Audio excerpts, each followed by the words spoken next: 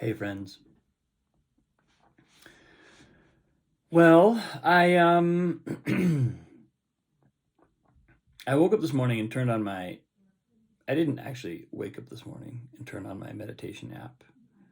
I was up for most of the night because my daughter woke up at 2 and she was in the same bedroom as we were. And somehow that was enough for me to not go back to sleep again. But I got up this morning and fresh off of that experience, and I had, my little insight timer meditation app always has a quote of the day. And they're actually pretty good. I kind of enjoy them. And today's was knowing, it was like, I'm going to paraphrase, but it was like knowing oneself is listening with empathy or listening with compassion to what's going on inside, to what's happening inside you. And it was almost like the app had listened to my internal monologue overnight and was just giving me a little like affirmation, a little nudge, because I had been, anytime you're lying awake at night, and of course, this can happen even when it's just on Elise in a little bit in the monitor, even when she's not in the same room. If she's coughing, if she's making noise, it's like I just don't quite ever go back to sleep fully. I'm just there, present. And then I'll start to doze off, but one little cough or one little moan, and I'm like right back fully awake. And that can be trying when you actually sort of could use some rest. I think I got a 23% sleep score on my sleep app last night, maybe the lowest I've ever gotten. And the only way through that that feels, positive and wholesome, is to just sit with every moment of experience and be okay with it. It's interesting the post that I did a couple days ago about the interruptions are the practice, where I was basically sort of, again, holiday season, everybody's a little, not on their regular schedule. People in town, big parties happening, stuff happening. Nothing routine about it. Finding myself observing that simply embracing every single moment, every single interruption of my practice, whatever that may be, all of a sudden, if I'm willing to do that,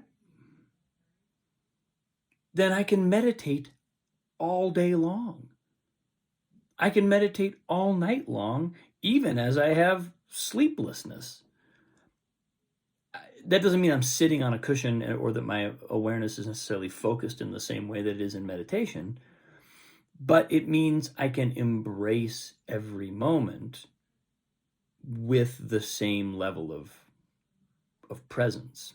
The only thing that makes that not possible is my own decision that something else ought to be happening right now, like me being asleep or whatever.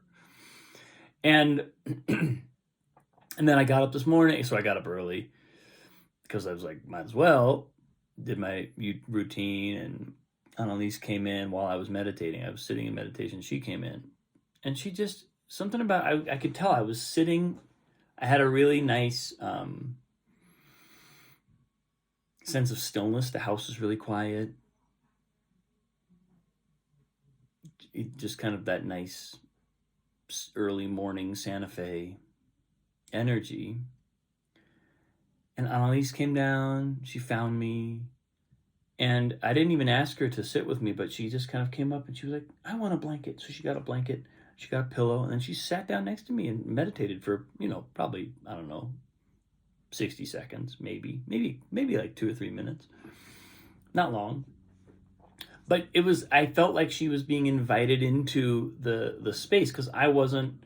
I was at that point, I was like, I can stop meditating if she needs me. I can keep going if she doesn't. I'm fine. It was like easy. There was an ease to the way that I was approaching the practice. And I think as a result, she didn't feel the need to be like, hey, come, pay attention. She didn't feel the need to tug me out of it, because I was kind of already present. I was kind of already there with her. And then my nephew Roman shows up, and he sits down with me for a few minutes, and just kind of, he sat in the chair, and I was still just sitting there on my meditation cushion.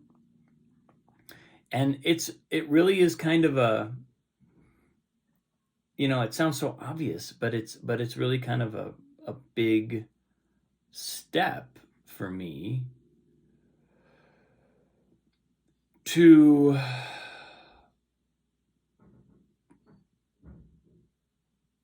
be able to absorb whatever comes up, with a kind of ease, with a state of ease. And it really teaches me something about the nature of practice for me too, because practice, if it's deep practice, then it's always happening from that state of ease. And so what this is teaching me is that there's a fair amount of holding on still in my practice, that while the practice is one of letting go, the function of it is to hold on to letting go, right? Holding on to letting go is like, I just need this time to let go every day. Otherwise, I can't let go. Really, though? What if I can? What if I can let go? And so letting the kind of waves of circumstance do what they do is really, it's really helpful for me. It's helpful for me to feel like I can do that with ease. And of course, doesn't mean I'm letting any of these practices go, or that I'm throwing anything out the window, or being irregular. It just means that devotion and commitment take on an even deeper meaning. They have to go one level deeper, or else I'm kind of just running a pattern. They've become their own pattern that is still something that can be taken away from me, when the whole point of the practices is that there's nothing that can ever be taken away from me, and every moment is exactly what I need. It's funny, because the more I articulate this, the more I sort of realize how obvious this lesson is, and at the same time how the little subtle modifications and the little subtle realization is a big part of this, growth.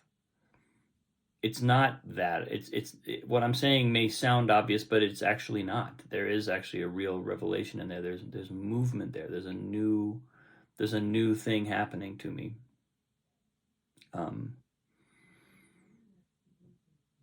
And it's exciting. It's exciting to feel that opening up. So